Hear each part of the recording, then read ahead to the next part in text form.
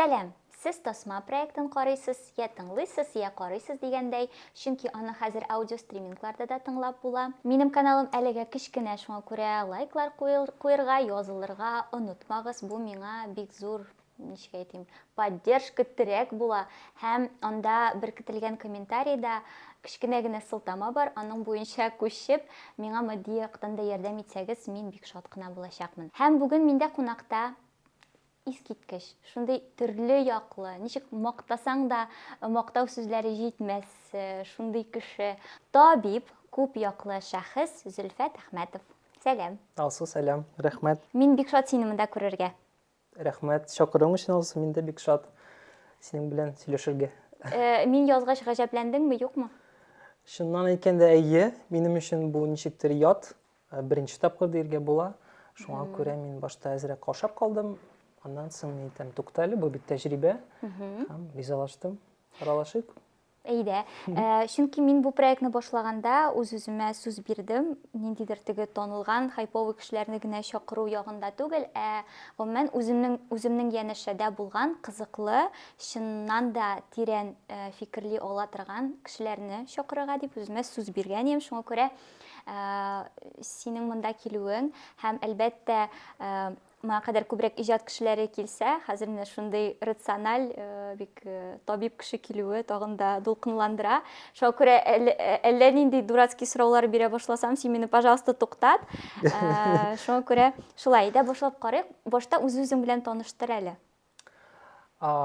Мин Зөлфәт, мин табиб булып эшлим. Шул ук вакытта укытам дагы югары уку йортында КФУ.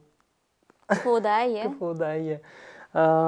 Алдан кайтып куясым килә, мин татарча сөйләшкәндә бәлки кайбер вакыт каушап калам, тотлыгып алам. Мин дә. Шуңа күрә ачуланмассыз, мин тырышам. Мин үзем Чаллыда үстем. Аннан соң Казанга күчкәч, Казан дәүләт медицина университетын тәмамладым 14нче елда. Шуннан соң мин педиатрия факультетын тәмамладым. Шуннан соң мин фтизиатрия һәм пульмонология факультетында пульмонологка, интернатура, аннан соң ординатура, фтизиатрлыкка укыдым. Әйтеп кит әле, фтизиатр ул нинди эшләр белән? Мин гомумән үпкә эшләре белән шөгыльләнәм. Фтизиатрия ул туберкулез һәм башка якын-тирә микобактериялар, инфекциялар белән эшләүче табиб. Пульмонология ул гомумән бөтен үпкә эшләре белән шөгыльләнүче. Монда төрле эшләр була. Шул саркоидоз, онкология, башка инфекция эшләре, пневмониялар була. Хәзерге вакытта эшлим туберкулезга каршы диспансерда эшлим. Республиканский стационарда. Шулай ук укытасың да? Шулай ук мин укытам КФУның фундаменталь медицина факультетында, эчке эшләр кафедрасында, шушы үземнең блогымда, блог типендә, шушы юнәлешемдә укытам. 5нче сыйныфтан 5нче курс студентлары белән эшлим һәм башка академия, университет ординаторлары белән дәген кураторство дип атала инде ул бездә кураторство. Теге яшь башлап эшләп китүче табиблар белән эшлим, өйрәтәм. Ягъни канатың астында. Син үзең дә бик яшь, әле генә укып бетергәнсең кебек, сиңа ышандырып биргәннәр. Күп вакытта шулай, чөнки теге внешность обманчива, тышкы эффект бер төрле була, чын барлыкта башкача була. Мин аның белән очрашам. Андай ситуациялар белән, мәсәлән, минем инде стаж хәзер 12 елга якын эшлим мин. Һәм, мәсәлән, безнең яшьрәк табиблар бар, бергә эшләүче. Алар бәлки кайберәүләре миннән кыяфәткә олырак, яшьтә күренә. Һәм, мәсәлән, берәр пациент кергәндә, теге аралаша башлыйсың да, ординатор бүлмәсендә, берничә табиб утырала, мәсәлән. Һәм шунда авырулар әйтеп куялар. Сез чыннан да табибмы, сез инде укып бетердегезме, сезнең документларыгыз бармы дип сораучылар булганы булды. Ул шундый кызык инде. Беренче вакытта үпкәләтәдер, хәзер алай түгел. Аннан соң инде эшли башлагач, мәсәлән, авыру синең эшләвеңне күргәч, нәтижеләрне күргәч, рәхмәт әйтеп чыгып китә торган кешеләр. Мин шул вакытта кызык иттереп әйтә без проблем, менә шушы доктор сезнең белән шөгыльләнә ала дип биреп куйладыр, ул ординатор, мәсәлән, минем дә укучым. Шундыйрак әйберләр дә булганы булды, әйе. Ягъни инде эйджизм дигән әйбер бар. Әйе, бу бик актуаль тема. Тагын бер әйе, эйджизм дигән проблема ул бар. Ул төрле өлкәләрдә була. Һәм мин аның белән очрашкалаганым булды. Ләкин минем шул төсбиткә карап, кайвакыт ул тема мине узып китә. Ләкин мәсәлән, инде аралашып эшли башлагач, кайбер өлкәләрдә ул күренгәли. Минем янәшәдә бик күп дусларым арасында да шушы һөнәр буенча эшләүчеләр, һәм аларның күбесе инде укыганда ук эшли башлый, һәм инде врач дәрәҗәсенә җиткәч тә алар берничә эшне ничектер совмещают. То есть, мәсәлән, бер дус кызым, ул үзе кардиолог булып эшли районный больницада, иртәнге якта ул бара УЗИ буенча, аның төгәл атамасын белмим, УЗИ белән шөгыльләнә, көндез ул кардиолог, кичке якта ул тагын каядыр дежурствога бара. Врач бүгенге көндә ул һөнәр, минемчә,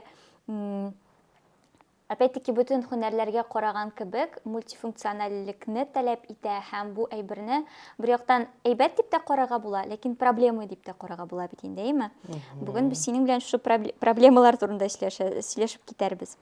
Бу тема буенча мин риза синең белән. Бу многофункциональлек ул бер яктан яхшы, чыннан да.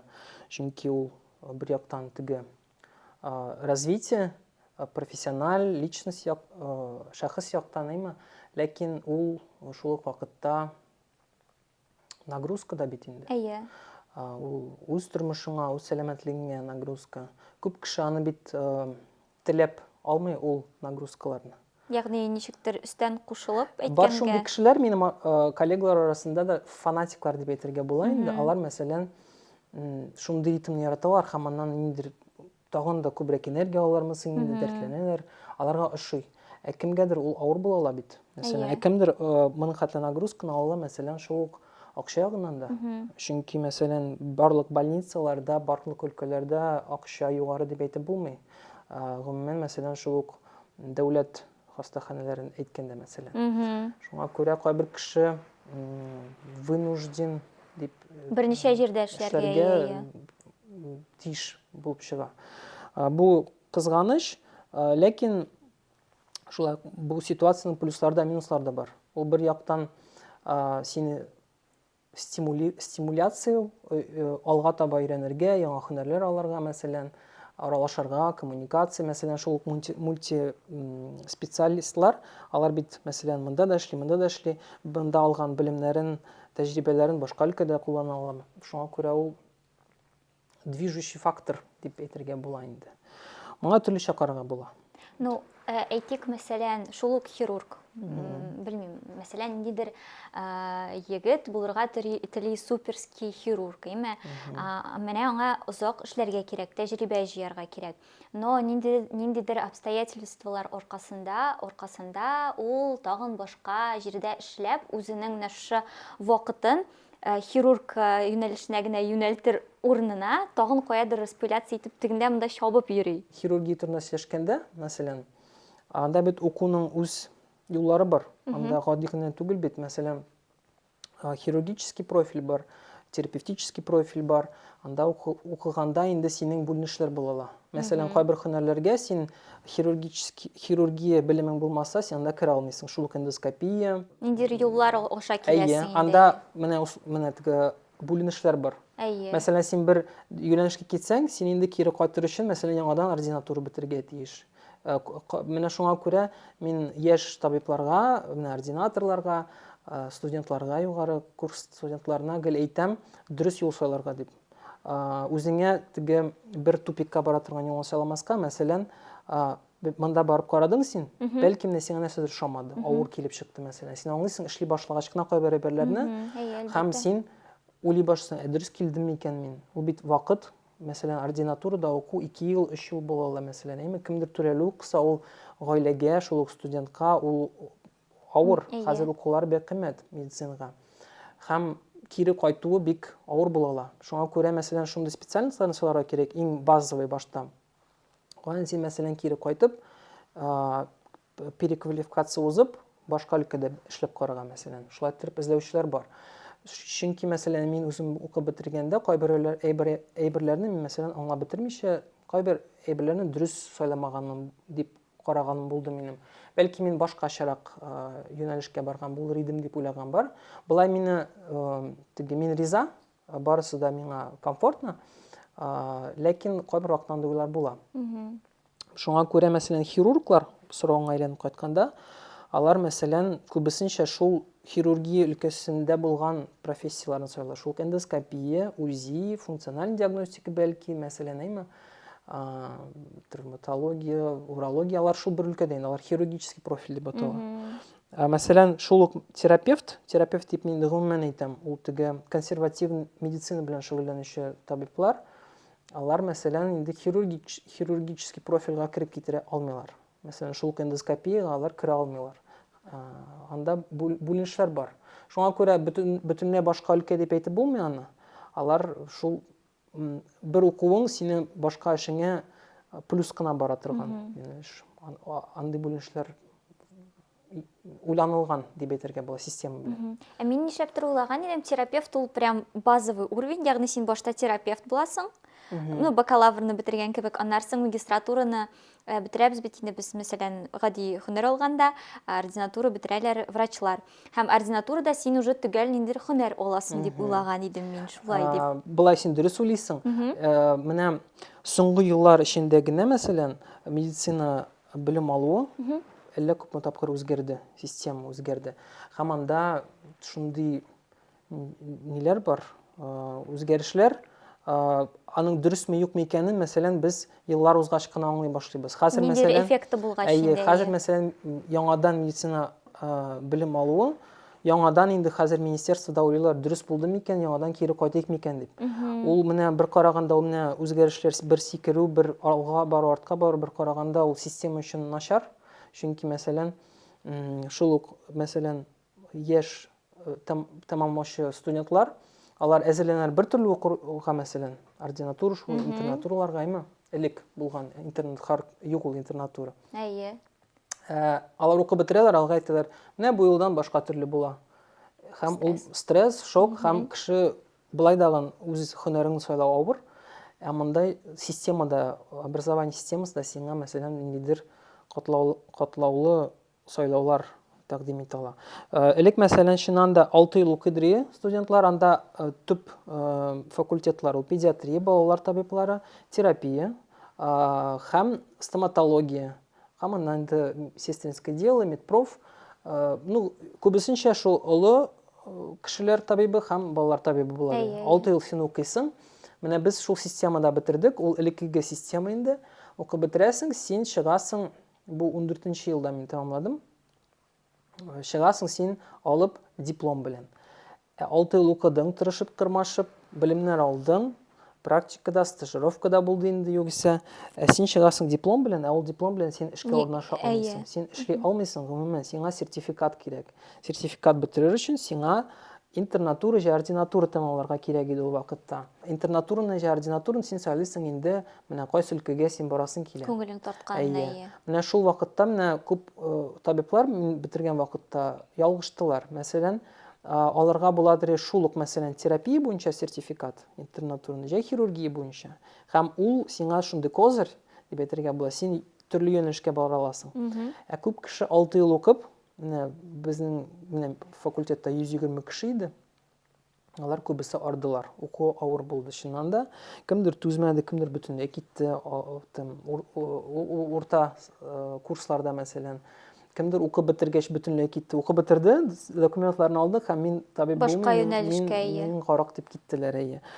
Һәм менә шул вакытта инде кеше сайлап үз юнәлешен ала башлый. Менә шул вакытта күп менә арган студентлар, алар җиңел юл. Алар тизрәк узкая специализация дип атала инде, ул татарча ничек була, әйтә алмыйм. Тизрәк, мәсәлән, узкий специалист буласы килә. Мәсәлән, терапевт бит инде ул тар юнәлеш. Тар юнәлеш аласы килә. Мәсәлән, шул кардиологиягә гына китәсем килә, мәсәлән. Там функциональ диагностика кіші кетті инде. Кіші белән эшлисем килмей, миңа шул теге әкрен генә диагностика ясадым, булды Табиб китте. кеше белән эшлисе килми. Ул бит менә тагын бер проблема. Мәсәлән, без бит профессияны, табиб профессиясын мәктәптә сөйлибез. Күп кеше аның кухнясын белми һәм ялгыша ала. Кеше белән эшләү авыр икәнен, мәсәлән, син инде эшли башлагач, практика кергәч кенә аңлыйсың. Һәм күп кеше аны күрә, сизә һәм ул чыннан да бар андый проблема. Бөтен кеше белән эшли алмый. Ул табиб булыр өчен чыннан да я синең базовый настройкаң булырга тиеш, я аны нарабатывать итәргә кирәк һәм белеп барырга кирәк дип уйлыйм. Шуңа күрә төрле кешенең төрлечә карьерасы төзелә, ул чыннан да шундый зур проблема дирегә була инде. Һәркемнең үз карьерасы, юлы, үсеше, укуы. Син Шундыйрак. бүгенге көндә әйтә аласыңмы үзеңне, мин менә гомер буе врач булып эшләргә әзермен дип, яки ниндидер бер, белмим, 35 яшь кризисына җитеп монда. Тукта, без монда бүген чынбарлыкта сөйләшәбез бит инде. Әлбәттә. Теге алдан Маскаларны салып атабыз. Камера эчендә сөйләшмибез бит инде. Минем җырлыйсы килә дип әйтә әле Зөлфәт. Юк, җырлыйсы минем точно килми, чөнки мин җырлый алмыйм дип беләм. Аласың. Мин теге ваннада, же концертта белән инде тавыш чыгарып, селкенеп тора алам инде. Булай, андый чорлар булды, чыннан да. Булды. Иң беренче ул эшли башлагач кына авыр була, беренче елларның. Аннан соң син тартылып киреп китәсең. Аннан соң инде эшләгәч, 1-5-6 эшләгәннән соң, стабильность башлангачтан сиңа ничектер тоела башлыйдыр болото, бер урында торасың, алга таба нәрсә була, ничек кая барасың килә, шундый сораулар барлыкка килә башлый һәм шул вакытта менә сынмаска кирәк, уйларга кирәк. Барысын да теге үлчәүгә куеп, плюсларын, минусларын сайлап, тагын нинди юллар бар икәннәрен уйлап, ничектер юлны табырга була. Шул вакытта инде менә якында булган олы коллегалар, мәсәлән, җә синең ничек дип үрнәккә куйган кешеләр, табиблар, профессорлар, кафедральный сотрудниклар, мәсәлән, ярдәм итә ала. Шул кураторство. Мәсәлән, кураторство дигән термин ул әле күптән түгел кирип бара медицина өлкәсенә. Кураторство дигән отдельный һөнәр дә бар. Кайбер больницаларда, бөтен җирдә әле ул юк.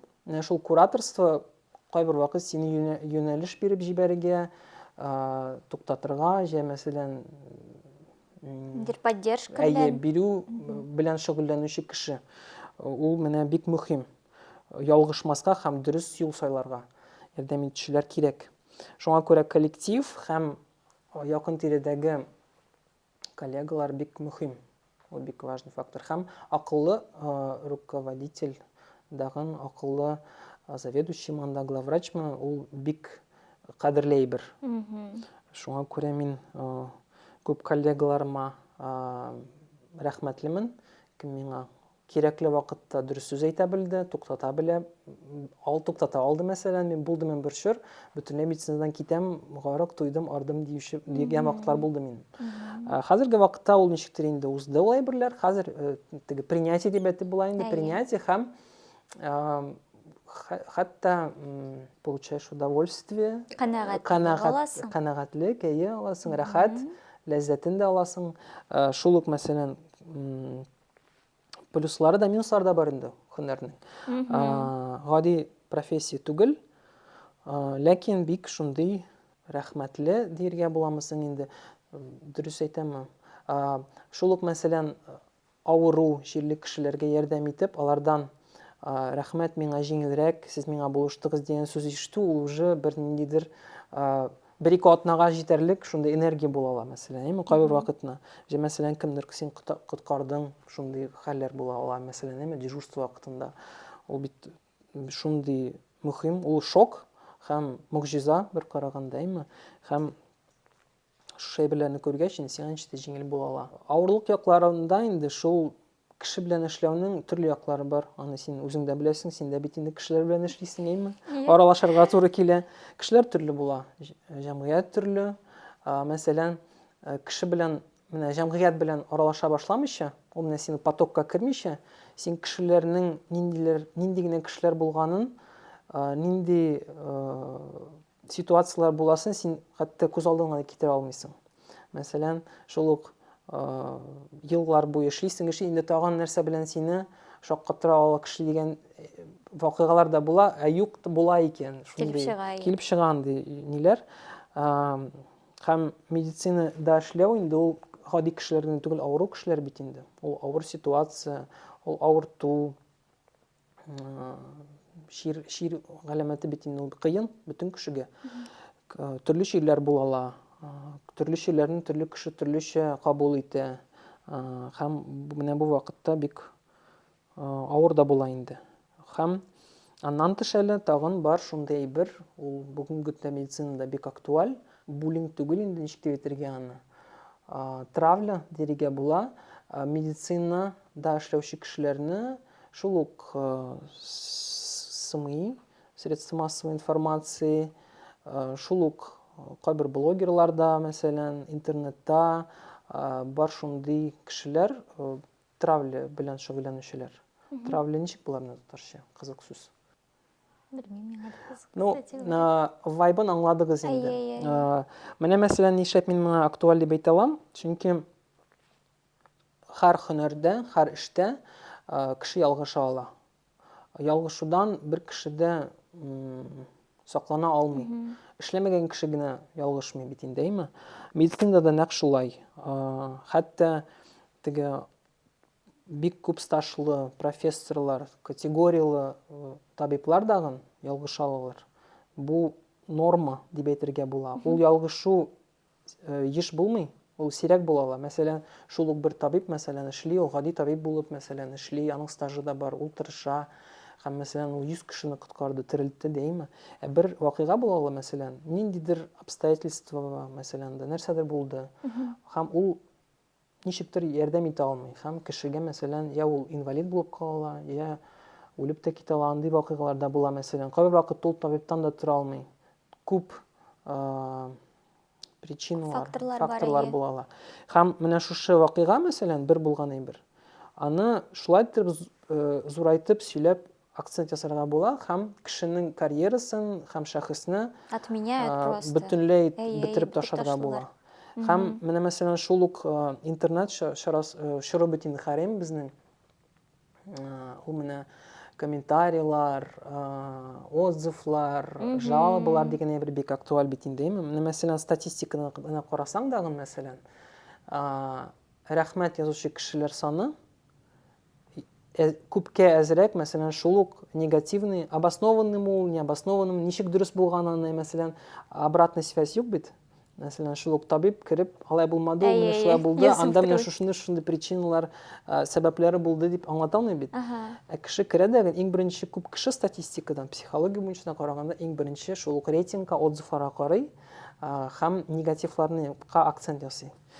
Шуңа күрә менә кайбер кешеләрнең карьераларын югытучылар булды. Шулай итеп, отзывлар, комментарийлар белән кирәкмәгән, дөрес булмаган кайбер вакыт жалобалар язып, министерство, инстанция, бөтен инстанцияларга җыелар бар, бик актив шундый травлялар була. Кайбер вакыт ул еш булмый, но булгалый, анда әйбер дә бар.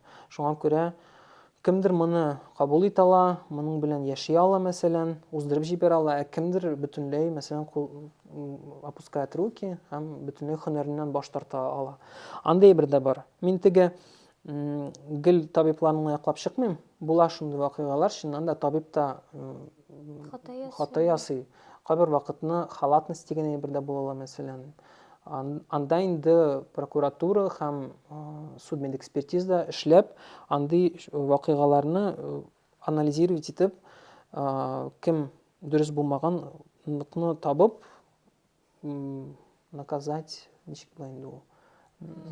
Җәза бирү. Җәза бирү ансы безнең өстә түгел, аны суд эшләргә тиеш.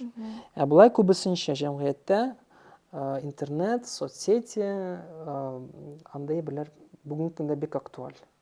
Анысы да бар біздің іште. Міне.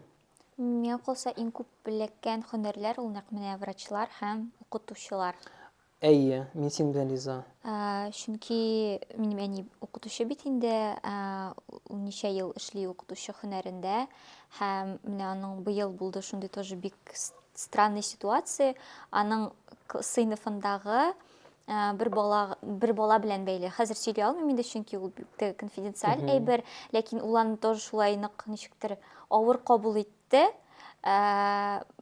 То есть менә ничә ел эшләп тә мондый ситуация булмаган һәм хәзер менә 30 елдан соң шундый ситуациягә килеп эләгү уже бик авыр кабул ителде инде. Менә шул.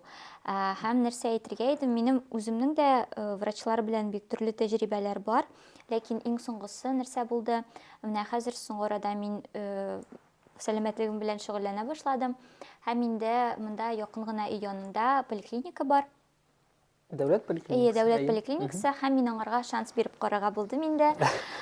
Хәзер бик актуаль бит инде үз сәламәтлегеңне кайгырту дигән әйбер һәм бардым башта язылып карарга. Ләкин язылып булмады, госуслуги аша ничектер теркәлергә кирәк тегесебесе дип шулай калды. Әйе. Һәм әле ул сәгать иртәнге 7дә генә ачыла ул язылу. Анда берничек тә эләгеп булмый 100 врач арасыннан берсенә булса да. Һәм мин забила. Һәм бер ара булар миңа үзләре шалтырата башлады. Әйдәгез диспансеризациягә килегез дип. Мин, вау, конечно, киләм дидем дә, шатланып, бүтән әйберләремне күтәреп бардым икенче көнгә. Бик рәхәтләнеп бүтән теге анализларны тапшырдым, ләкин ниндидер бер прививка куер өчен миңа терапевтка эләгергә кирәк иде. Аларның бер терапевтлары гына эшли. Әлбәттә, аңа бүтән ширлеләр дә, ширле түгелләр дә, бүтән кеше шуңа ширатка баскан иде. 4 сәгать тордым мин ул ширатта, ләктем бер справка алыр өчен инде. Һәм шунда кергәч, бүтән үземнең ширләремне сөйләп чыктым, нинди нәрсә мине борчый, сөйләп чыктым. Ул миңа, әйе, обязательно әйдәгез, тагын бер анализ бирегез, киләсе атнада кабат миңа килегез дип, мине шулай теге үзе яздырып җибәрде инде вакыт буенча талон биреп. Мин бик шатланып кайтып киттем. Икенче атнага киләм, миңа әйтәләр, гафу итегез, сезнең врачыгыз уволился. Ушел в отпуск с последующим увольнением. Меня шок. Меня такая, ну, врач, наверное, же знал, что он собирается в отпуск и потом увольняться, когда давал мне этот талон. Ягъни никадәр кешене шундый отчаяниегә җиткезергә кирәк. Ул бер моментта шулай бүтән әйберләрен җыеп чыгып китә. Һәм мин тагын кабат шул круг буенча, әлегә баягы шул фильтрда утыручы терапевтка 4 сәгать утырдым. И үземә аңа кергәндә мин уже бер хәлем калмаган иде. Мин сине аңлыйм. Бу менә тагын бер проблема инде, системаның проблемасы. Медицина, здравоохранение системасының проблемасы. Миңа алга таба бит әле монда эшләргә дә кирәк инде. Әйе. Шуңа күрә мин бүтән кухняны сөйлисем килми, ләкин проблемалар бар. Ул бит күренеп тора, Зөлфәт. Просто кызык, врачларның үзеннән дә ишетү ул әйберне. Чөнки без үзебезчә күрәбез, һәм менә врачларның авыртуларын да ишетәсе килә. Әйе. Мин инде теге әйтәм бит, гаиләдә бер табиб булгач, гаиләдә һәм дуслар арасында, күп дуслар арасында алар миңа гел бүтән булган проблемаларын тизрәк сөйләп, нишләп шулай булды, ничектер миндә миңа сөйләселәре килә, менә шундый проблемалар килеп чыккан, нишләп шулай, сездә проблема. Мин аңлатырга тырышам, ул бит миннән генә тормый, ул бер система, мин шул системаның бер бәләкәй генә Корбаны. Ну шулай дип әйтергә була инде. Мин чынлыкта инде менә мәсәлән үз өлкәмдә эшләгәндә, ничектер ярдәм итәргә, шул системаны ничектер җиңеләйтер өчен тырышам пациентларга. Аны күп кеше күрә, сизә, рәхмәтле. Ләкин системага каршы баруга бик авыр. Аны үзгәртеп булмый. Монда гомумән ниндидер зур глобаль үзгәрешләр булырга тиеш. Мин узган җәй повышение квалификации дип атала инде Оргздрав кафедрасында узган идем. Анда бик кызыклы спикерлар булды. Опытный коучлар, управленцы дип атала инде, анда главврачлар, төрле өлкәдә эшләүчеләр, алар экономика буенча төрле әйберләр сөйләделәр, кызык. Ләкин аларны тыңларга шундый кызык, интернетта да анда курслар бәк күп, шул медицина өлкәсендә эшләүчеләр өчен дә бәк күп. Оргздрав юнәлеше шул главврачлар, руководствоны укытучы кешеләр инде. Әйе. Алар шулай иттереп кызык иттереп сөйли, менә син аларны тыңлыйсың, чыннан да бу бит шулай, анда шуны дәртләнеп кайтасың син. Һәм алар өйрәтәләр шундый, мәсәлән, юлларны, мәсәлән, шулай эшләргә кирәк, мәсәлән, шушы системада программалар бар, әйме? Син кайтып, мин шушының буенча эшләп карыйм, үзгәртергә тырышам, яхшылатырга.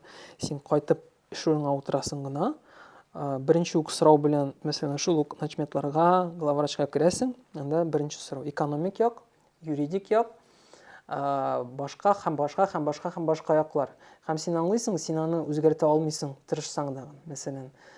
Шуңа күрә вак-төяк үзгәрешләр кертергә була коллективыңда, мәсәлән, шул ук отделение, мәсәлән, өлкәсендә, зур үзгәрешләрне кертергә бик авыр. Бу булган хәл, менә сорыйсы килә, ул яшь кеше идеме? Яшь кеше иде, синнән бәлки яшьтәрәк тә. Шундый аңлыйм. Бәлки ул кеше әле эшли генә башлагандыр, бәлки ул тырышкандыр, бәлки ул Ул шундый игътибарлы иде, ул бөтен сорауларын бирде. Ну, конечно, 2 метр дистанциядан, понятное дело, но бик шундый игътибарлы, мин шундый шатландым. Хәтта башын күтәрде компьютерда, әйме?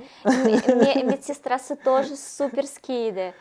Ну вот, килдем икенче атнага и Бул всё. чыннан да, бәлки чыннан да шушы системаның корбаны булгандыр. Бәлки аның просто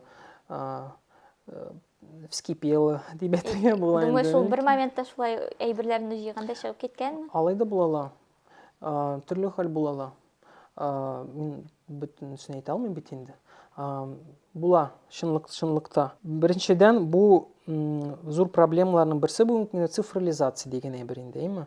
Керттеләр бит инде, мәсәлән, аны бер 3-4 ел элек бик актив эшли башлады инде ул. Барлык история болезни, кәгазьләр, бөтен справкалар, бөтен әйберләрне, база данныны компьютерга кертеп барырга дип карар чыкты инде, әйме? Программалар уйлап чыгардылар. Ул программаларның башта берсен керттеләр, аннан башкасын үзгәрттеләр. Бер больница бер программада эшләп карады, бер больница башкасында, аннан соң юк, булай булмый, бер программа кертергә дип, аны без менә шушы 5 ел эчендә генә 3 программа өйрәндек. Алар шундый авыр, аларны безнең илдә чыгарганнар, һәм анда күп проблемалар бар. Мин теге белмим, бәлки караучылар булыр, кем аны, IT программистлар, чыгаручылар белән сөйләшәсе килә, аларга бик күп сорауларым бар минем, мәсәлән. Ул, мәсәлән, мин теге элек мәктәптә Windows, аннан соң шул теге iPhone программаларына өйрәнгәнсең бит инде, мәсәлән, алар уңайлы, аларны саклап була, күчереп була, ничектер ул кеше өчен ясалган. Монда бөтенләй башка программалар. Мәсәлән, шул бу кнопка монда булырга тиеш, ул башка якта. Саклар өчен башка эшләргә кирәк. Ул программа туктап кала, бик озак уйлый, шулай тәгәрмәч әйләнә, ярты көн. Аннан соң ул сакламый чыгып оча. Эш бара бит. Тере кешеләр утыра, чират тора, мәсәлән, әйме? Шул кеше белән сөйләшергә дә кирәк. Мәсәлән, күп кешенең сөйләшәсе генә килә. Андый кешеләр дә бар. Приемга киләләр, аларга сөйләшергә генә кирәк. Игътибар җитми. Мин, мәсәлән, стационарда күбесенчә эшлим бит инде. Анда синең пациентлар гел 24-кә җиде гел больницада. Бар шундый пациентлар, аларга көненә 3-4 тапкыр кирип чыгып, бернәрсә әйтергә кирәк, сорарга кирәк. Обходта гына, мәсәлән, аралашу җитми, алар керәләр сорау белән, вак-төяк сорау белән. Һәрберсенә ул елмаеп, вакыт табып, аңлатырга, сөйләшергә, тынычландырырга кирәк, мәсәлән, кайбер вакытта синең хәлең дә юк, көчең дә юк, ләкин үзеңне тотып, тырышырга тиеш. Шуңа күрә анысы менә бар. Программа аны аңламый. Син кеше белән сөйләшәсеңме, юкмы? Кайбер вакытта нормативлары бар. Мәсәлән, бер документны бүген кертмәсәң, иртәгә кертеп булмый. Тагын анасын бик ни бар инде, статистика һәм эффективность буенча караганда, һәрбер пациентка бүленгән вакыт була, мәсәлән. Ул менә поликлиникадан да гомумән анда мин алды алмыйм инде. Күпме? 12 минутмы соң бер пациентка, хәзер 15ми? Бәлки ялгышамдыр, чөнки мин поликлиникадан күптән эшләмим. Һәм ул бик кызык миңа. Ничек менә 12 минут эчендә кәгазь документта тутырга кирәк, ансын әйтмәделәр итмәделәр.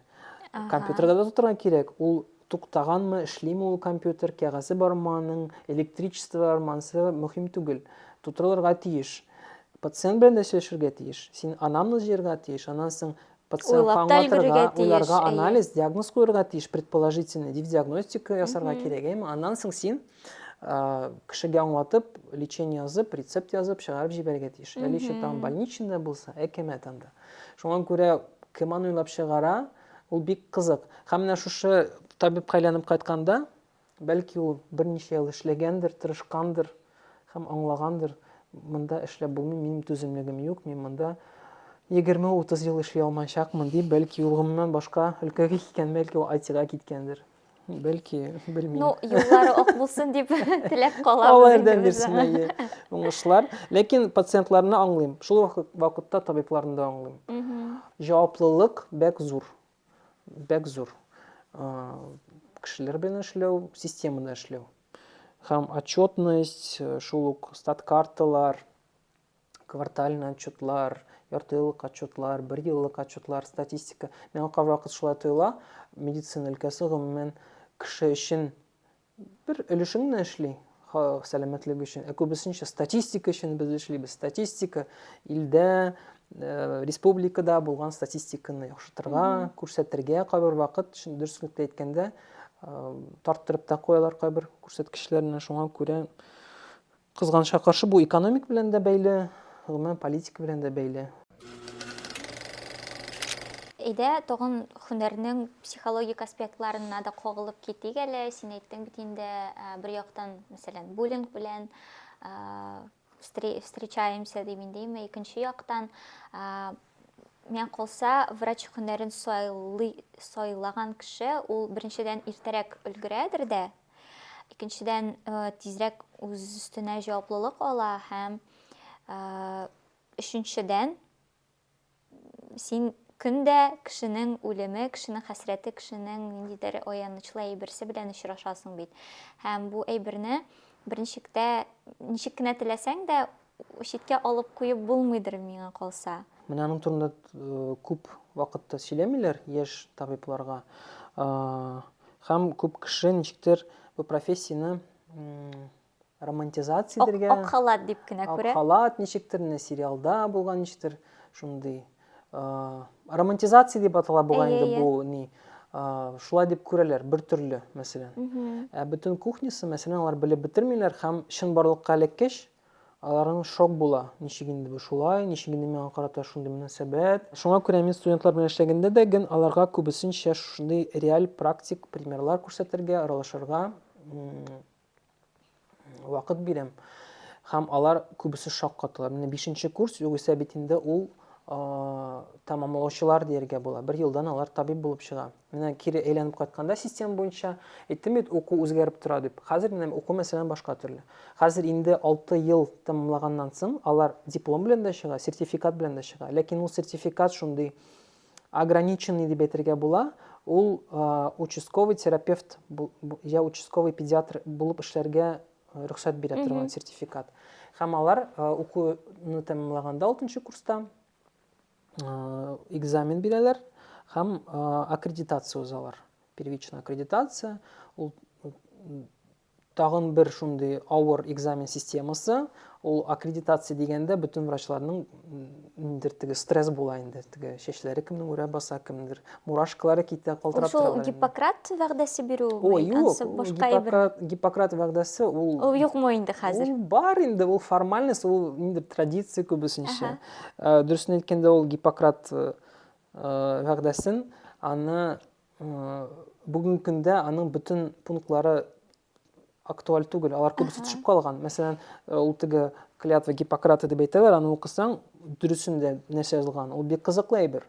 Анда күп әйберләр, мәсәлән, шул ук табибларга карата бик зур плюслар анда. Шул ук түләү бәясе, анда тормыш условиялары, анда нинди булырга тиеш шартлар, аларны бөтенсен язылган. Ләкин аларны алып ташлаганнар, бөтен җирдә табиб тиеш, табибтан сорарга кирәк, табиб бөтен кешегә тиеш, системага да тиеш.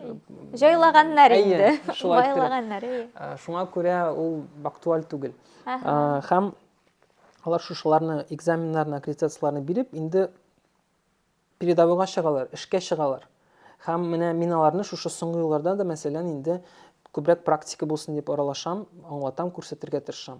Һәм мин шаккатам. Мин менә инде хәзер 5нче ел була, студентлар белән эшлим, һәм мин һаман да шаккатам. Мин дә кафедральный кешеләр белән дә аралашырга тырышам. Нишләп аларның күбрәк практикалары юк. Кайбер әйберләрне сорыйсың, мәсәлән, сез менә моны уздыгызмы башка кафедраларда, факультетларда? Алар юк, без моны беренче тапкыр күрәбез, беренче тапкыр ишеттек, менә тотып та караган, күргән дә юк дип. Миңа ул ничектер моңсу тоела. Чөнки, мәсәлән, мин медуниверситетны бетердем. Һәм без укыганда башка төрлерәк иде. Мин барыбер чагыштырып әйтәм инде. Мин теге плюслары да бар, минуслары да бар һәрбер уку йортында. Шуңа күрә миңа кайбер әйберләр, мәсәлән, аптырата. Мин аны сорыйм, үзгәртергә тырышам. Шуңа күрә мин аларны шундыйга әзерлим. Шуңа күрә минемчә студентларга, мәсәлән, медицина факультетларына керүчеләр, уку йортларына керүчеләргә психологик отбор әзерләү булырга тиеш дип уйлыйм мин. Ничектер, чөнки бөтен кешенең менталь сәламәтлеге теге каты түгел, кемдер мәсәлән әзер булмавы мөмкин, әйме? Һәм ул авыр шул ук кеше үлемен, авыр хәлдә яткан кешене мәсәлән шул паллиатив чирлеләр булалар мәсәлән, әйме? Алар белән эшләүдә бик күп энергия ала бит, авыр аны күрергә. Кемдер аны гомумән түзә алмый. Кемдер банально шул ук канны күрүдән калтырый башлый. Беренче стажировкага кергәч, мәсәлән, без хирургия кафедрасында, операционныйда күп кешегә авыр була, аңнарын югалталар. Югыйсә бит инде бу врач, ничек инде шулай дип. Юк, ул бар, андай бер бар. Шуңа күрә чынлыкта авыр. Моның менә ничектер әзерлек кешеләре булырга тиеш. Шуңа күрә, мәсәлән, Чаллыда да мин беләм, Казанда да бар. Кайбер мәктәпләр инде медицина укланы белән бар. Алар инде олы сыйныфларда ук, мәсәлән, шул ук практика, стажировка, эчке кухняларны мәсәлән күреп, шул больницаларга җөреп, алар өйрәнәләр әкренләп. Бу дөрес әйбер. Минемчә, ул төрле һөнәрләрдә шулай булырга тиеш. Әлбәттә. Син үзеңнең беренче шундый опытыңны хәтерлисеңме, тәҗрибәңне? Шундый ниндидер авыр әйбер Уку вакытында дисеңме син? Уку вакытындамы, эш вакытындамы? Бар андый Бәлки ниндидер случайны сөйләсәң. Иң кызыклы авыр дип, мәсәлән, миңа шок түгел инде, бик нык тәэсир итте ул, мәсәлән, шул ук беренче моргка барып вскрытие карау, мәсәлән. Ул шундый тәҗрибә булды. Без инде теге анатомик театрда труплар белән уку вакытында анатомияны өйрәнгәндә күрдек, без аларны өйрәндек. Ләкин, мәсәлән, без аны аңлыйдык, бу уку экспонаты, ул элеккедән калган, мәсәлән, шул инде труплар, мәйетләр. Менә чынбарлыкта без, мәсәлән, шул ук эчке чирләр кафедрасында, мәсәлән, без бүгенге көнне практикага килдек, кеше белән аралаштык, обход вакытында сөйләштек. Икенче көнне ул инде без практикага килгәч, инде ул үлгән инде. Һәм без шул ук көнне аны моргка, мәсәлән, вскрытие яруга кирдек, безне керттеләр. Һәм без карап тордык, һәм безгә аңлаттылар, ни өчен шулай килеп чыкканын. Һәм менә бу минем өчен беренче шундый авыр тәҗрибә булгандыр, чөнки без кичә генә ул кеше белән аралаштык, сөйләштек. Ул исән килешү торадыр. Бүген инде аны яралар, һәм син аның бөтен йөрәген күрәсең, кайда нинди проблема булганын күреп, ул миңа ничектер авыр булган инде. Ләкин андый очраклар инде аннан соң уку вакытында да, практика вакытында да күреп, инде ул гади әйбергә әйләнә. Бу инде дөрес түгелдер, бәлки, но аны гади итеп кабул итмәсәң, эшнең бер өлеше дип кабул итмәсәң, үзеңә авыр. Аны ничектер син блокировать итәргә тиеш өйрәнергә. Күп кешегә ул авыр. Кемдер бара алмый, бармый андый яруларга. Практикада, мәсәлән, шул ук табиблар үз авыруларын, шул стационарда үлгән авыру кешеләрне, мәсәлән, алар барырга тиеш, протокол буенча карарга тиеш. Бу бик мөһим, чөнки, мәсәлән, булала спорный диагнозлар, кызыклы диагнозлар, мәсәлән, табиблар, кафедра эшләүчеләр, начметлар, главврачлар, врачебный комиссиялар уздырасың, мәсәлән, аңлашылмый торган диагнозлар да булала. Авыр диагностик, мәсәлән, кеше уйлый бер төрле, мәсәлән, критерий буенча моңа да туры килә. Кайбер вакытны бик кызыклы була, ике шир конкурировать итә, мәсәлән, бара. Ике авыр шир бер-берсен стимулировать итүче ширләр бар, мәсәлән. Мәсәлән, син аны бер диагноз белән алып барасың. Мәсәлән, шул профессор фикерләрдә шундый булалар. Син менә практика білім яғынан барып көрсең, нәрседе болған проблема. Чөнки шын дұрыс диагнозы патолог анатом гына же судмедэксперт гына куя. Ягъни озактан гына белә аласың. Бар шундый диагнозлар. Мәсәлән, шундый сүз бар инде, дөрес диагнозны патолог анатом я судмедэксперт кына куя белә дигән. Бу шундый внутренний бер инде, әйе. Һәм анда баргач, мәсәлән, күрәсең, шын барлыкта менә бу булган икән. Анас я булала шундый бер. Бусы да булган икән дип. Бу бик мөһим әйбер. Бу шул ук, мәсәлән, алга таба андый хаталар булмасын өчен, һәм алга таба, мәсәлән, шушындый очрак булганда ничек нәрсә эшләргә икәнен, работана да ошибками дигән кебек була инде. Андый бер дә була. Булала, мәсәлән, спорный ситуациялар, шул ук, мәсәлән, конфликтный, юридик яктан проблемалар булала. Расхождение диагнозов булмасын өчен, мәсәлән, спорный вакытлар булганда, мәсәлән, врачка аңлаталар, менә сез монда ялгышкансыз, менә шулай дип күрсәтелә инде, мәсәлән. Бу инде судебный процесс булала. Мәсәлән, табиблар бер диагноз куеп барган, вскрытие вакытында башка диагноз булса, бөтенләй диагноз туры килмәсә, монда инде бу эчке тикшерү эшләре булачак. Һәм туганнар, якыннары ягыннан дагы претензиялар, судебный процесслар булала. Бу мөһим. Бусы уку вакытында булган бер хәл. Аннан соң тагын бер хәл булды миңа. Мин 6нчы курска укып бетергән хәтле әле түгел кем буласымны аңлап бетермидем. Миңа психиатрия да кызык иде, урология да кызык иде, хирургия да, төрле һәрбер цикл узганнан соң мен әйтәм, мен менә монда бармын дип уйлыйсың инде.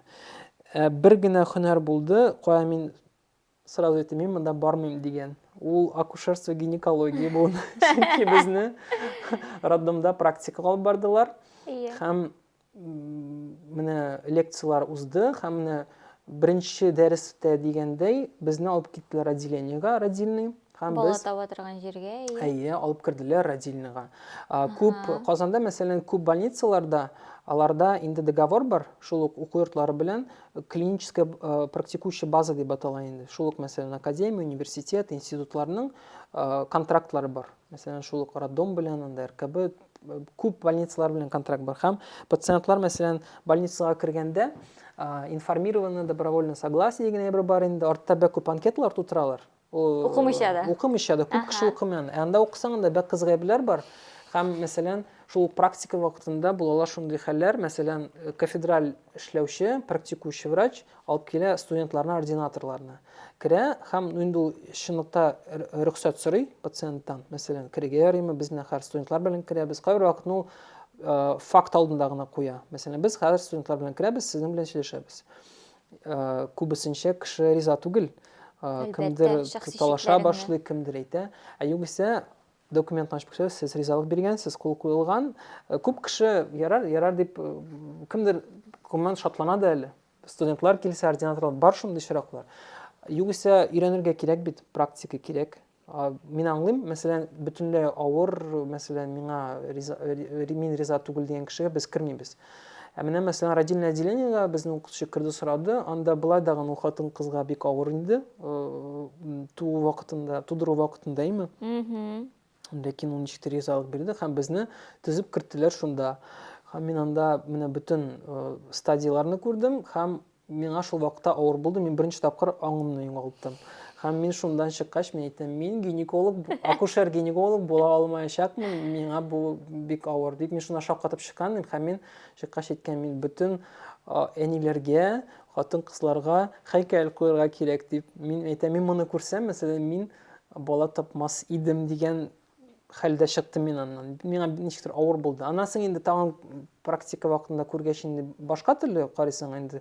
Без аңа өйрәндек ничектер блок куясың дагы инде, настраиваешься, керәсең, һәм инде син башка төрле карыйсың ул практикаларга. Инде бу эш эмоцияларны алып куясың дип. Әкрен-әкрен аны үзеңдә чыныктырасың. Бер караганда син үзеңдә ничектер теге эмпатия, теге җылылыкны үтерәсең, әкренләп һәм менә күзәтсәгез, якын тирәдә, мәсәлән, шул ук күп стажлы, озак эшләгән табиблар, алар ничектер коры, кайбер вакытны шундый эмоциисыз шундыйраклар була. Бер караганда бу бик моңсу. Икенче караганда бу защита инде. Бу алар шулай итеп Үзеңнең эш вакытында, психикаңны. ул үзеңә каршы килү инде бер караганда. Шуңа күрә бик менә менталь йомшак, авыр кичерүче кешеләргә бу авыр була ала. Күп кеше шуңа күрә китә дә ала.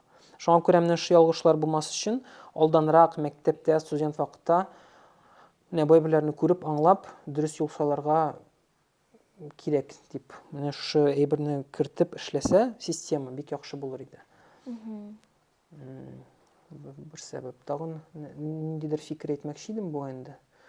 Гомумән әйттем бу инде мин җавабын, әйме? Монда бу темага бик озак сөйләшергә була. Без инде монда теге сәгатьләр буе лекциялар укыйсы килми. Гомумән без гел теге Мин тыңлар идем. Миңа кызык, чөнки күбрәк иҗат кешеләре белән аралашкач, оказывается, охшаш яклары бик күп икән, чөнки менә уйлап утырам, хәзер журналистика белән медицинаның охшаш яклары күп, чөнки безгә дә бит инде иң баштан ук каләмне чарлау дип әйтәләр, инде практика узырга кирәк. Ягъни син теге укып чыгасың да, теория белән генә язырга өйрәнә алмыйсың син. Бер ягы шул. Әйе. Һәм икенче әйберсе ул шулай ук миңа кагылмады инде. Мәсәлән, ниндидер анда зур изданияларда эшләүче новостниклар, шул ук мәсәлән пожар вакытында, ниндидер авыр хәлләрдә барып репортаж төшерергә тиеш бит инде, һәм ул мәсәлән ниндидер пострадавший кешегә барып, аңардан комментарий алырга тиеш.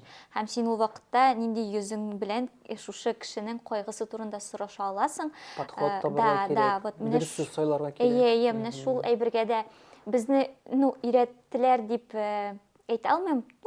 Ничек аңлаталар? Просто әзер булыгыз дип аңлаталар иде инде. Но миңа Аллага шөкер практикамда андай әйберләр булмады. Кем белә дөнья хәлен.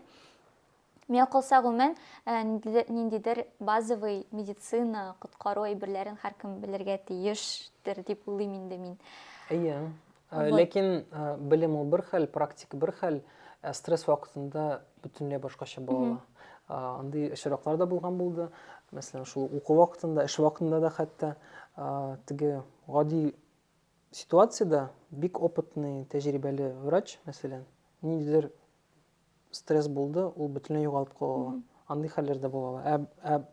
Югыйсә, мәсәлән, була шундый хәлләр, теге була бит студентлар арасында шундый әзрәк пофигист, әзрәк, теге лайтоврак, ничектер көлбрәк караучы шундый кешеләр андый стресс вакытында киресенчә башкача үзен күрсәтә алалар. Алар ничектер җыеп, шулай итеп тиз-тиз менә шулай стрессустойчивость дигән әйбер дә бик мөһим профессиядә. Әйе, бу бар. Менә укытучы дигәннән минем гомумән укытучылар династиясе, әниләр, дәваниләр, бөтенесе апалар, укытучылар. Мин әнинең эшендә күреп, күп әйберләрне дә чагыштырган булып син дөрес әйтәсең. Кеше белән эшләү, аралашу, сүз таба белү, подход табу ул бик мөһим. Аннан соң минем әни журналист булып эшләде. Журналистикага күчә ул аннан соң һәм анда мин бәләкәй чакта аның белән эшкә, съемкаларга йөргәләгән булды һәм карыйдыр ничек әни шулай үзгәрә. Мәсәлән, өйдә бер төрле, юлда бер төрле барасың, ул менә ситуациягә кергәч ул башка төрле җыелып сорау бирә, мәсәлән, сүз таба белә, төрле уровеньдагы кешеләр белән аралашырга туры бездә кебек, мәсәлән, шул ук гади авыл абый-апалары булалар, заводта эшләүчеләр булалар, шундый ниндидер мафиозниклар булалар, булалар бизнесменнар, чиновниклар булалар, төрле кеше булалар гомумән. Теге менталь развитие, образованность, интеллигенция уровень төрлечә булалар. Һәрбер кешегә подход таба белергә кирәк һәм без уку вакытында инде ул теге безнең фән буларак психология, медицина психология, психиатрия циклларда уза. Алар теге базовый теге основаларны узасың инде. Ләкин эшли башлагач син барбер психологка да әйләнәсең дип уйлыйм мин, чөнки инде менә беренче аралашу бик мөһим. Пункт, мәсәлән, шул пациент больницага кергәндә, приемга килгәндә беренче аралашу ул бик мөһим. Без мәсәлән 30-40 минутлап сөйләшеп утыра алабыз, аралашабыз пациент белән. Мин именно менә беренче аралашуны вакыт бүлергә тырышам. Һәм менә шушы беренче аралашканда син инде гади сорауларда биреп башта кешенең ниндирәк икәнен аңлыйсың. нинди сүзләр белән сөйләшергә була, кем беләндер югары медицина сүзләр белән сөйләшергә була, ул аны аңлаячак, ул аңа рәхәт булачак, кемдер бит аны аңа белый шум, ул аны теге нәрсә әйттеләр миңа, сорарга микән, куркам, уялам, сорасаң дурак булам дип утыручылар бар, чөнки төрле кеше була. Менә аның дагын сизә белергә кирәк, аңлап алырга кирәк. Шуңа күрә авыру кешегә бит инде больницага эләгү болай да стресс. Былай да, мәсәлән, авырта берәр җирең, мәсәлән, уңайсыз, мәсәлән, уңайсыз шейләр дә бик күп бит, менә һәм аларга менә социализироваться, аякка басу, дөрес юнәлеш алу бик мөһим. Чөнки табибның кайбер вакытны әйткән сүзе дә даруларга карата күбрәк дәвасы була ала, мәсәлән, бу чынлыкта да психологический настрой, мысль материальный деген әйбер ул дөреслекдә дә бар. Самовнушение, психосоматика, эффект плацебо деген әйбер дә бар, ишетеп беләсеңез, ул чынлыкта да эшли. Шуңа күрә кайбер кеше белән йомшаграк, кайбер кеше белән катырак сөйләшергә туры килә, кайбер кеше белән ничектер аның телендә сөйләшергә туры килә. Анысы да бик мөһим әйбер. Аннан соң менә зур проблема инде ул медицинада да, гомумән җәмгыятьтә дә ул стигматизация, стереотиплар деген әйбер бар. Гомумән бу зур блок инде сөйләшә башласаң. Гомумән әйткәндә, стереотиплар күп вакытта бик начар нәтиҗәләргә китерәләр. Стереотиплар ул бит инде менә кеше нәрсәдер буенча ниндидер ул аны белми, фикер йөртә. Ул аны каяндыр бәлки ишеткәндер. Ул бәлки дөрес тә түгелдер. Ләкин моны ничек кирип калган һәм кеше ничек уйлый, ул да шулай уйлап тормыш буенча бара ала. Ул ниндидер настройкалар, мәсәлән, яшь чакта кирип калган була, әткәнидән. Кайбер вакытта, мәсәлән, шул дуслар янында, мәсәлән, кем белән аралашасың, алардан кирип калган була. Чынбарлыкта кеше ул темага, мәсәлән, уйлаганы да, укыганы да юк, югыйсә бүгенге көндә бит инде Аллага шөкер, әлеге интернет та бар.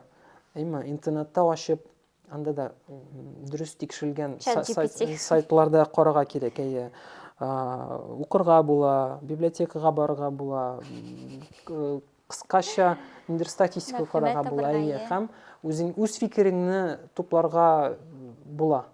Күп вакытта кешеләр шул стереотипларга карап яши. Менә җәмгыятьтә ул бер проблема, медицинада ул тагын да зур проблема була ала. Мәсәлән, шул ук уңайсыз җирләр бар. Мәсәлән, кайбер кешеләр кайбер җирләр турында гомергә дә сөйләп утыра алмаячаклар. Алар аның турында тизрәк онытасылары килә, чилләп терелеп чыксалар, мәсәлән, алар ул җирләр турында әйтәселәре дә килми.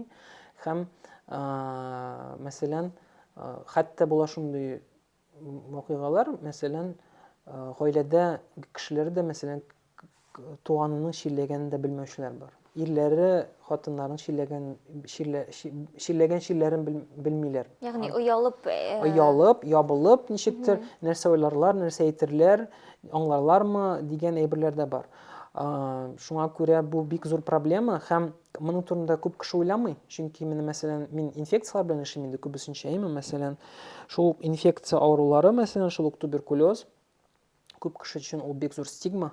Һәм аны кеше ничектер менә статистикага карасаң, урамга чыгып, мәсәлән, берәр кайда, гомумән медицина ят кешеләрдән сорасаң, алар аны ничектер күбесенчә негатив һәм җирәнеп кабул итәләр. Это же заразно. Бу җирдән бер кеше дә не застрахован. Бу кеше социаль статустан да, возрасттан да, бер нәрсәдән, полдан да, бер нәрсәдән дә тормый. Моның белән любой кеше чили ала. Һәм менә, мәсәлән, мин шул туберкулез примерно алып әйтәм, мондый чиләр күп, мәсәлән, күп андый.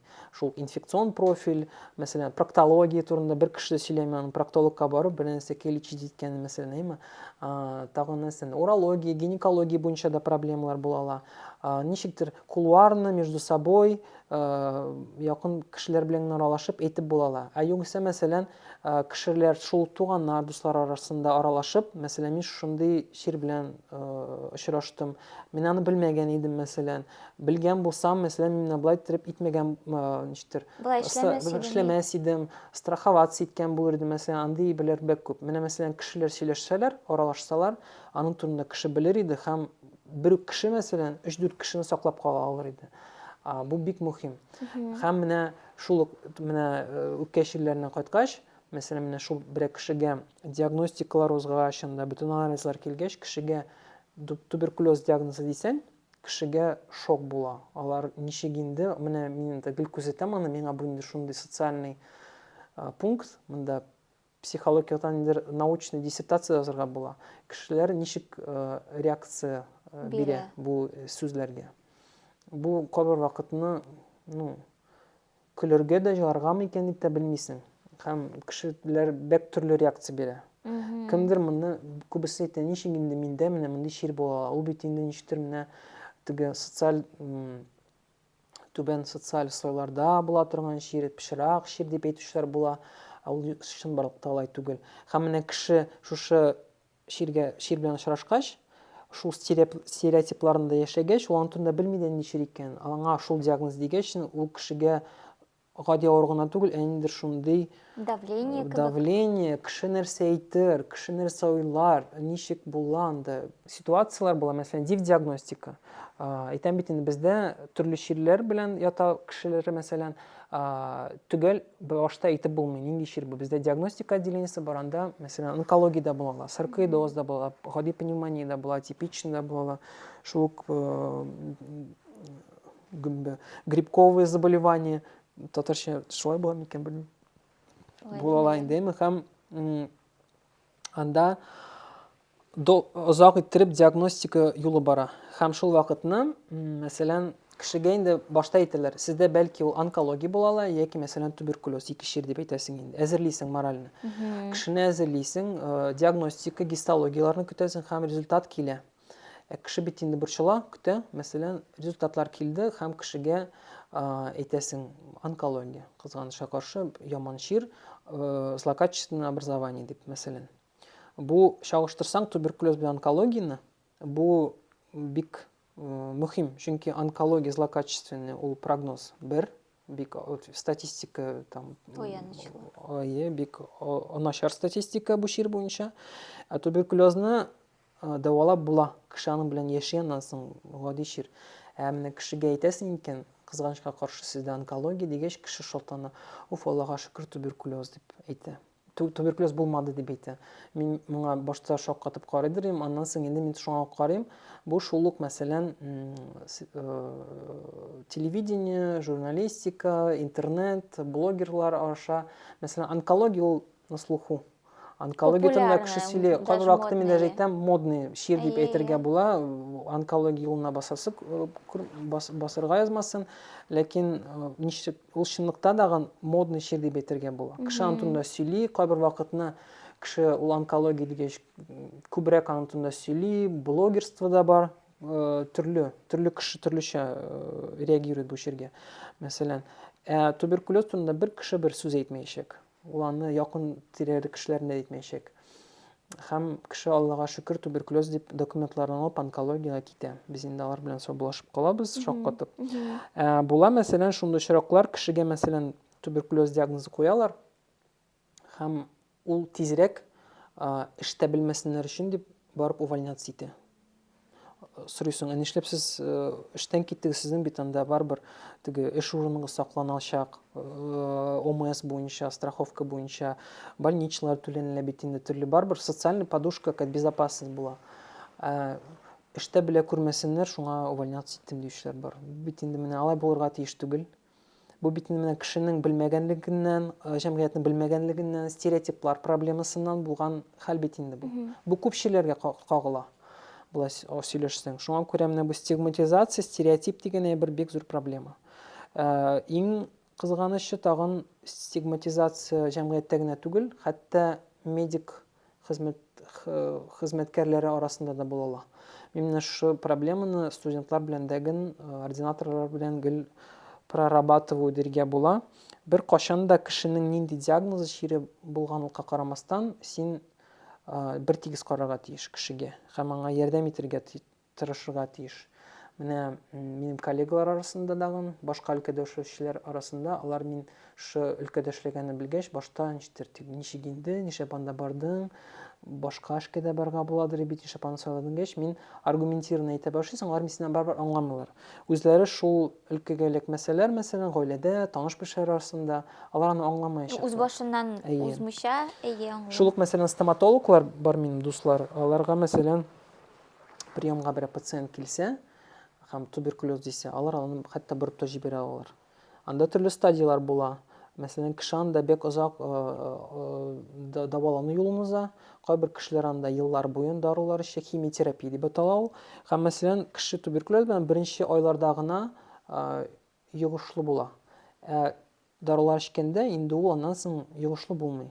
Ул вакытта кешенең бит башка чирләре дә була. Коморбидный фонд дигән бер була. Мәсәлән, бер генә чир булмый бит кешедә. Хроник чирләр була, бәлки шул инфаркт, инсультлар, теш бөтен кешенең авырта.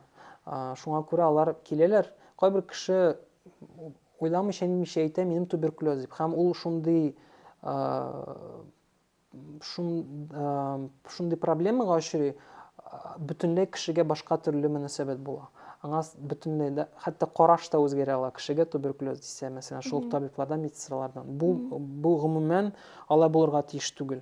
Менә бу зур тагын бер проблема дип әйтергә була. Шуңа күрә мин үз якын тирә дусларда, коллегалар арасында моның белән гел көрәшәм, тырышам, аңлатырга тырышам. Күп кеше аңлый, кемдер барбер үз фикерендә кала инде, төрлечә була.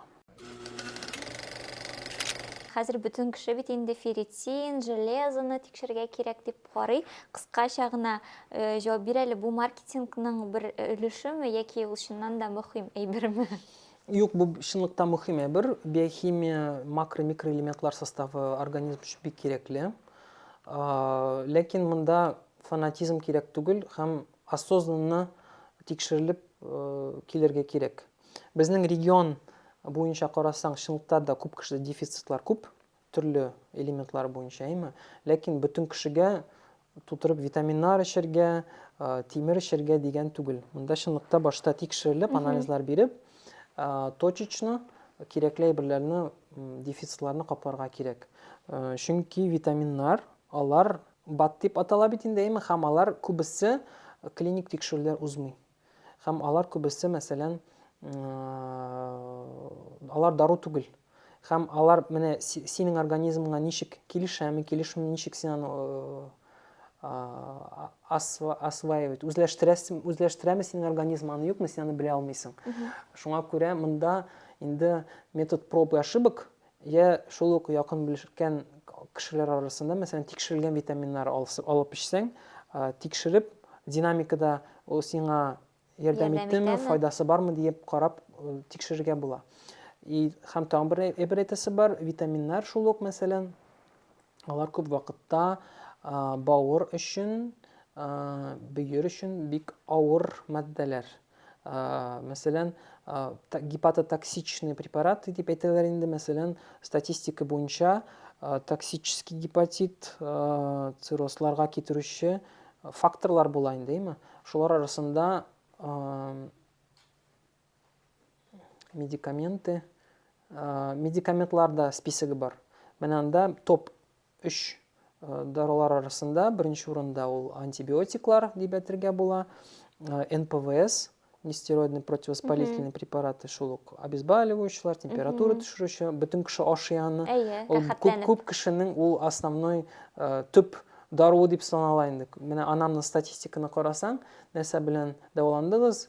Парацетамол, диклофенак, кетарол, һәм башка, алар бик күп, анда бик күп инде. Алар менә бик авыр, токсичный препаратлар. Һәм 3нче урында тора витаминнар. Күбесенчә комбинированный, менә комплексный витаминнар. Күп кеше шуларны эчә бит инде. Алар гади түгел. Алар организм өчен авыр булалар. Шуңа күрә индивидуаль аллергияны антмаска кирәк. Шуңа күрә монда бик осознанно кирәкле вакытта гына эчәргә кирәк дип әйтәм мин. Шунысын әйтәсе бар, кайбер витаминнар бит инде бөтенесе дә үзләштерелми. Алар кайбер вакытны бер-берсе арасында конкурент итәләр, бер-берсен баса да ала. Шуңа күрә кирәкле микро-макроэлементларны эчәргә дип киңәш итәм мин. Әйдә, медицинадан күчеп алабыз. Мин дә гел әйтәм, эштән чыгып киткәч, менә бу шул ук, мәсәлән, өзіңнің энергияны сақлап қалу бойынша менің қағидам бар. Больницадан шығам екен мен, бинадан, мен шөттіріп, шундай болмаған енді. Масканы, энергияны түшіріп жіберем шулай, һәм сулап қоям, һәм болды, мен іште қалдырдым бүтін ойларны, фикірлерні деп шығып кетем, һәм медицина турында минимум деп өзіме қағида қоям. Ну, мұнда енді исключение, интервьюға келе, мен аңлайым сұраулар болғанға. Көп кіші шулай енді. Лекен мен якын тиредегі достарны, туғанларны үйретіп бітірдім. Медицина турында минимум сөйлешебіз, чөнки кайбер вакытта мында too much була. Шулай. Мыладым. Әйдә, мәдәният турында сөйләшәбез. Син бит инде безнең Казанда бик актив йөрисең чараларга, концертларга һәм яңа татарча мәдәниятне күзәтеп торасың. Әйдә, бүлешәле үз фикерләрең белән ничек сиңа гомумән хәзерге мәдәният дип әйтик инде. Кыска гына үз фикерләреңне ишетәм. Бу чыннан да шулай. Мин сәнгатьне, иҗат кешеләрен, иҗатны гомумән яратам. Бу минем өчен бер шундый отдушина, ничек дип әйтергә була инде. Спасение, коткару дип әйтергә була. Мин менә шушы ук эштә булган проблемаларны, эмоциональ яну, выгораниены, эмоциональ выгораниедан саклану дип әйтә алам. Миңа мәсәлән, шул ук концертлар, күргәзмәләргә барып, кино, театрлар карагач, мин ничектер башка дөньяга кирип китәм, проблемалар онытыла, негатив чыгып китә, һәм мин монда ниндидер энергия алам. Шуңа күрә мин иҗади кешеләрне бик хөрмәт итәм, рәхмәтле, сиңа да. Бу бөтенләй башка дөнья минем өчен, ләкин мин бу чараларда бик нык үземә шундый бальзам на душу дип әйтергә була. Май, күңелемә май була инде бу. Бу ничектер мине коткара. Шуңа күрә мин йөрергә тырышам. Күбесенчә татар чараларына инде, урыс һәм чит ил элегрәк концертларына да йөридем. Хәзер инде андый беләр сирәгрәк, 22нче ел үз коррективларын кертте. Элегрәк мин читтән күзәтәдем инде, чөнки мәсәлән мин Чаллыда минем күзәтү буенча нишләптер Чаллыда бик күп кеше татарча сөйләшә. Мин гел татар мәктәбендә укыдым, татар лицейында. 84-нче лицейга Галиакыш исемендәге зур сәлам, карашлар булса. Бездә гел татарча иде. Гаиләдә дә без татарча сөйләштек, урамда дуслар да минем татарча иде. Мәктәптә һәм мин гомумән авылга кайттым җәйләрен гел татарча сөйләштек инде без. Мин гел саф татар баласы диргә була. Менә Казанга күчкәч, 18 яшьтә уку йортына кирдем, мин Казанга килдем, инде әйтәм, Казан, яңа тормыш, мөстәкыйльлек, килдем һәм мин шаккаттым. Белмим, бәлки безнең университетта шулай булды микән, ләкин якын тирә аралашучылар арасында микән татарлар булды, ләкин алар күбесе Казан татарлары һәм алар күбесе урыслашып беткән иде. Гомумән мин татарча сөйләшер кеше тапмадым Уйгыр уку йортында. Һәм мин ничектер бөтенләй 6 ел буе күбесенчә урысча сөйләшеп, шушы профессионалитет, терминологияларга күчеп беттем һәм мин татар телен нишләптер оныту түгел инде, арткы планга куя башладым. Хәтта уй фикерләрем дә минем урысчага күчеп бетте. Шушы 6 ел эчендә. Миңа бу мин шаккаткан идем. Казанда татарлар шулай күбесенчә урысча сөйләшкәненә. Ләкин мин традиция минем сакланып калган иде инде. Ел сайын 26 апрельдә мин татарча сөйләшәмгә мин барып ничектер шул татар телен үземдә барлыгын ничектер жажда сусауны ничектер басып кайтадырым, татарча җырлар, татарча шигырьләр, конкурслар, яңа кешеләр белән аралашып, шулай итеп кайтадырым. Ләкин бу бит инде елга бер чара. Аннан соң якынлап фестивальләр барлыкка килә башлады. Таткультфест, исемнәрен бәлки бөтенсен искә төшермәсмен инде. Йөреп шулай итеп мин күбрәк бу темага кирип китә башладым инде. Аннан соң социаль челтәрләрдә, ул вакытта контакт иде инде ул. Дуслар җырлар өстәп, группаларга Yummy Musicның бөтен чыккан әйберләрен укып, карап, ул бит инде Yummy Music ниндер двигатель булды. Эстрада түгел, эстраданы мин яратып бетермим. Югыйсә минем воспитание түгел. Background? Background, мен мәсәлән Чаллыда үскәндә, мен теге уйласаң инде бер гибрид нидер. Мен мәсәлән MTV баласы, 93-2000 еллар MTV инде теге алтын вакыты MTV-ның чит ил җырчылары там альтернатив музыкаларда тыңлау булды инде A1 каналлары. Аннан соң һәм өйдә әниләр, әтиләр тыңлыйлар иде. Радио татар эстрадасы база инде ул безнең. Әлбәттә, без Һәм аларны барыбыздан тыңлап, узабыз. болар карасаң инде шиза кебек, ләкин мин тегесен дә яраттым, бусын да яраттым. Шуңа күрә ул сынып калды, ләкин инде мәсәлән син үсә башлагач, ул менә мәсәлән шул студент чакларда эстраданы мин гомумән тыңлый алмый башладым. Ул бертөрле музыкалар, бертөрле синтезаторлар, җырның темалары гел бертөрле. Мин кысасы килә башлады чынлыкта әйткәндә. Шуңа күрә ниндидер башка музыка эзли башлагач, менә Ями Music-ка бик зур рәхмәтле. Ул дер саф һава, яңа энергетик, ул менә яшьләр өчен аңлашыла торган вайб булды һәм ул татар телен популярлаштырды һәм яңа аудиториялар җәлеп итте. Шуңа күрә моңа мин бик рәхмәтлемен. Соңрак инде аннан соң эшли башлагачтын татар теле миңа әйләнеп кайтты. Ничектер тагын бер козырь в рукаве дип әйтергә буламы инде. Тагын больницага әйләнеп кайттык. Шул ук мәсәлән коллективта татарча сөйләшүчеләр әз. Югыйсә медицинада татарча сөйләшү авыррак, теге терминология мәсәлән. Ләкин килә мәсәлән шул авылдан килгән абый-апалар, әби-бабайлар, алар татарча белмәгән, татарча гына сөйләшәләр. Урысча аңлап бетермиләр. Аларга мәсәлән тиз аңлаталар, аңламыйлар. Аларга килеп бер-ике җөмлә сүз әйтсәң, аңлатсаң, алар инде шулай шатланалар, реп китә. Минемчә алар аннан соң терелә дә башлыйлар тизрәк. Шуңа күрә ул менә татар теле миңа файдага килде. Аннан соң инде зур бер юнәлеш булды инде шул ковид вакытыннан соң 22 елда бик күп зур үзгәрешләр җәмгыятьтә барлыкка килде һәм монда мин бик рәхмәтлемен Гүзәлгә, Гүзәл Әхмәтгәрәй, урман татар, әйезер сәлам, яратабыз, сагынабыз. Аның белән аралашу бик кызык. Без аның белән дуслар дип әйтергә була инде. Без Чаллыда без якын таныш түгел идек. Минем сеңлем аның белән бергә укыган иделәр. Мин Гүзәл бар икәнен генә беләдер инде. Аннан соң Казанга күчеп килгәч, мин аны социаль челтәрләрдә караштырып, аның язмаларын да күзәтеп, теге беләдер. Менә кызык, син сәгать 6-да ничәдә кайтып китәсең эшеңнән, аннан соң ничек син ял итәсең һәм тагын башка хоббиларың синең нинди концертлар булмаган вакытта дип әйтик инде. Минем эш сәгатьләрем кыскарак. Гади табибларга карата инфекция булганга мин 3-ләрдә тәмамлыйм эш көнемне. 3-тән соң минем студентлар була. Укыту. Шуннан соң 6-ларда инде тәмамлыйм эш көнемне.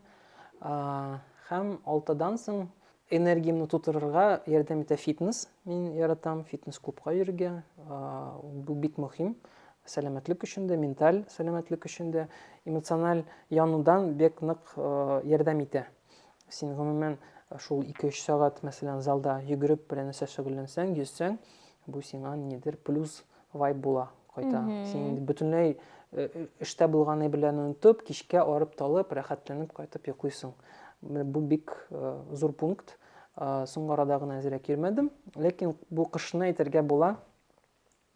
Фитнес кар көрәү булды. Ишек алларында бөтен җирдә машина батып кала. Аннан соң мин яратам бит инде музыка, мин коллекционированиегә кирип китәм. Мин винил пластинкалар яратам. Миндә зур булмаса да коллекция бар, бер 100 пластинка дип әйтергә була. Кичкенә генә коллекция. Анда төрле жанрларда музыкалар бар, ретро да бар, элекке коллекционный изданияларда, яңа пластинкаларда алырга тырышам. Үзеңнең иң яратканы нинди? Иң яраткан тыңлала торганы. Бу Portishead, Glory Box, Trip Hop дип әйтергә була. Миңа Рәис дигән дустым Израильдән алып кайткан иде. Дуслар минем шулай винилны яратканны беләр һәм кайбер илләрдән, мәсәлән, сәяхәттән алып кайткан винил пластинкалар да бар минем. Үзем дә гомумән сәяхәт вакытында шундый барахолкаларда ия булган яңа винил магазинларында электрип кайтырга тырышам. Бу ниндидер вайб, һәр бер пластинкага бәйләнелгән вайб. Portishead, Glory Box күбрәктер, чөнки ошый. Мен ул альбом идеальный дип әйтә алам мин. Монда күп сөйләргә була. Һәм кечкенә минем татар коллекциясе дә бар. Аның белән мин горурланам. Үз вакытында мин электрип кала алдым. Анда Салих Сайдашев, Илхам Шакиров, тагын Әлфия Авзаловалар бар. Әлфия Авзалова да бар. Янда теге бәләкәй пластинкалар да бар. Һәм теге тулы пластинкалар да бар. Аннан соң минем